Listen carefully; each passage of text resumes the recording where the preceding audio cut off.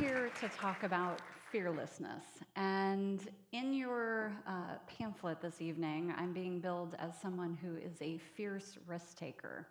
And I'm actually going to try to convince you that risk-taking actually doesn't have much to do with being fearless. And I'm going to talk about a bit of difference between men and women as they approach the fear of failing. So the first of two research studies that has been done, this first one was done as an internal study by Hewlett-Packard. And they looked at men and women applying for jobs internally within the company. And it was found that, by and large, men would apply for jobs when they were about 60% qualified for the job, okay? And women would only apply for jobs when they were 100% qualified, meaning they checked all the boxes that was listed in the qualifications. And when they dug into the research, what they found was women were simply afraid to put themselves out there and fail. Failure was the issue. So, why are women more afraid of failure than men? This got me extremely curious. And my theory on this, through working with thousands of women over the last 14 years in my career as an entrepreneur, is as women, we tend to be more concerned about what other people think of us, the perception of others, being laughed at, putting ourselves out there. So let's dive into this a little bit. This really manifests itself in what we call the imposter syndrome. And I'm sure some gentlemen in the room have imposter syndrome as well. But by and large, we see this in more women than we do men.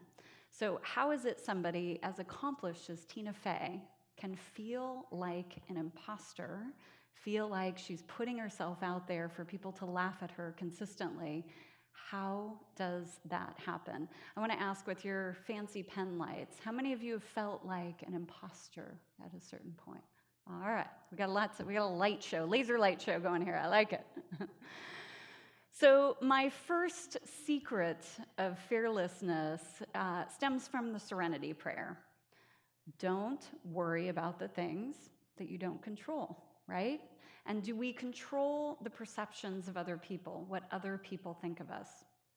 Yes or no? Right? It's like when you say that statement, obviously not.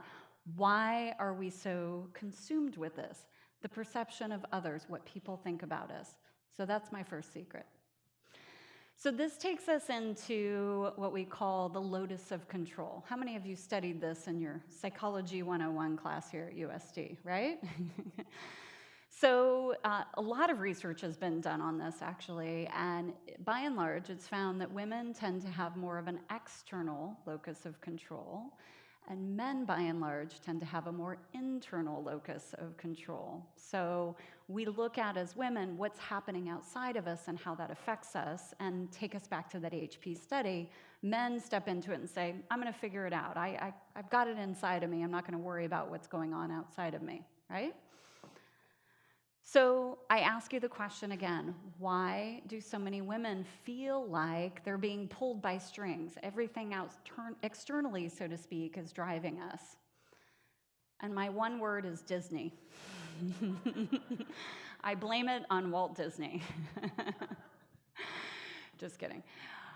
But we are taught at this very young age as girls, right? Look pretty, have the pretty dress, stand still, and the knight in shining armor will come and save us, right? This is external locus of control. Think about it. When you see a little girl and a little boy, you might say, don't you look pretty? Isn't your dress pretty? And you'll say to the young boy, look what you made, look what you did. It's our language that starts putting this together from a very early age.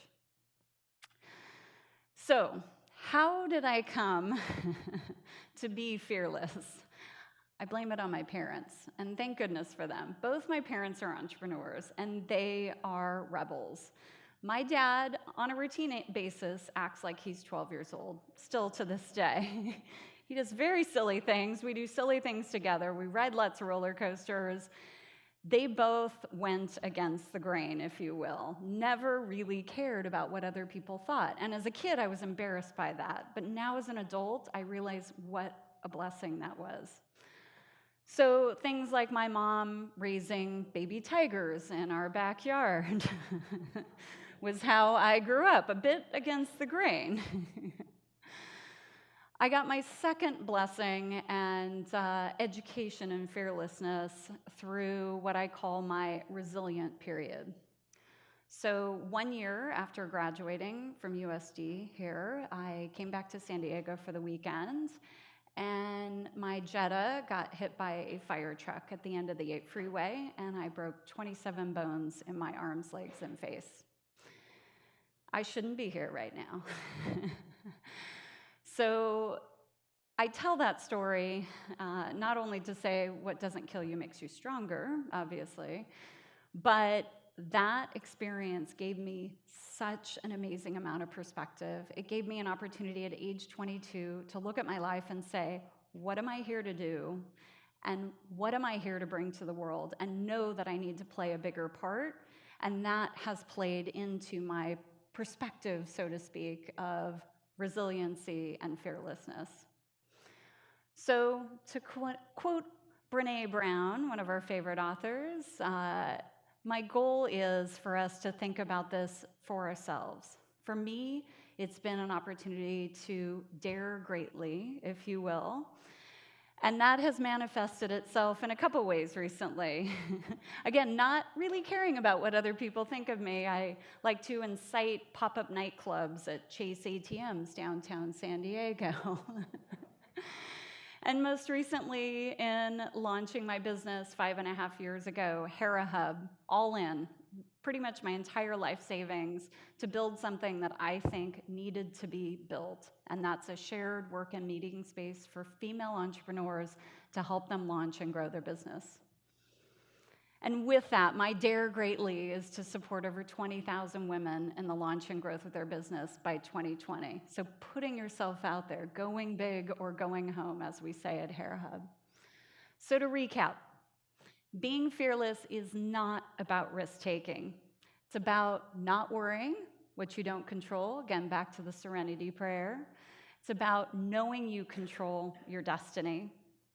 It's about being resilient, obviously truly believing in yourself, and daring greatly. Thank you.